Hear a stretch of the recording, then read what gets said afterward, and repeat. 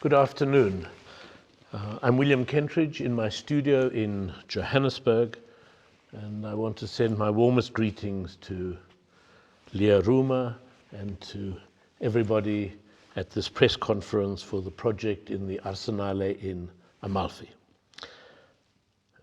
It's a great sadness not to be able to be with you in your part of the world, but as we all know, this kind of travel from South Africa to Europe at the moment is impossible with the pandemic in each country. But I have a very close connection to your part of the world, to projects at San Carlo, at museums in Naples, with work with the gallery of Lia Rumma, and it's a real sadness not to be there. Also, I miss being able to travel to Europe to see my 3-month-old new granddaughter and my 97-year-old father.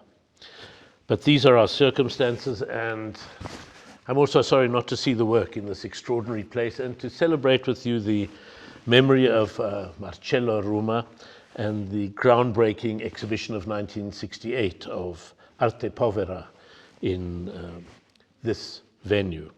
And also to have missed the exhibition at the Madre Museum, which was organized to celebrate Marcello Rumma. But having said that, I'm delighted that the work itself, More Sweetly Play the Dance, is being shown in this, what seems to be fantastic setting. The hope will be that before the end of its showing, travel will be possible between South Africa and Italy, and I will be able to see it. The piece itself, More Sweetly Play the Dance, was made a few years ago, and one can date it because in it there is another epidemic. It's not the pandemic, our COVID pandemic, but there are images of people with drip sets, with hazmat suits, which referred to what was happening at the time, which was the Ebola outbreak in West Africa. But the sense of provisionality of life, the way we are at risk to our fate all the time, which was very present during that epidemic, is obviously where we are all concerned at the moment. In the medieval times, there was the idea of the dance of death, which had two kinds of feelings. One, it was a long representation, a kind of frieze in which the figure of death, usually a skeleton, would be shown next to everyone of all ranks, from the Pope to a priest, to a king, to a wealthy merchant, to a farmer, to a peasant, to a child, saying that we were all subject to death, and more than that, to premature death, to our mortality coming before it should.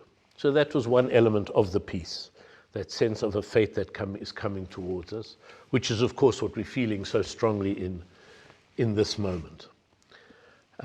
But it was also a tradition in the Middle Ages that if the plague was in your area, if you would keep dancing in the village square or the town square, you could keep dancing and your energy would get the plague to pass you by and move on to the next village. So it was also a kind of resistance to death, a celebration of life. And I hope that in More Sweetly Play the Dance we have both of these elements. A sense of difficult circumstances, certainly, the sense of refugees carrying their burdens on their shoulders around the world, where they are the physical burdens of objects carried, or the psychic burdens that everybody carries on their migration through their lives. Those are all there. But also a kind of a lightness and a sense of holding on even in the spite of difficult circumstances. The music was made by the wonderful brass band that you see performing in the film, and the solo singing was an improvisation done by a trumpeter and one of the actors from the group that was filmed in the moment as an improvisation in my studio, but held its place in the film. It was a kind of a magical moment in the studio that we were able to hang on to, and I'm very happy that that energy of what happens in the studio is transportable both from the studio into an exhibition space and particularly to you all in Amalfi.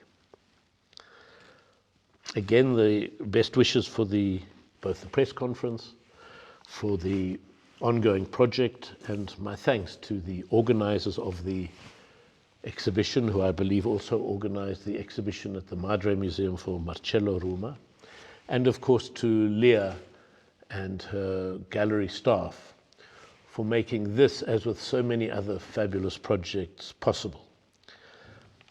I'm very sorry never to have met Marcello, but the way in which Lia has taken on his mantle and made this remarkable gallery and these remarkable projects possible has been an ongoing pleasure for me for the last 20 years.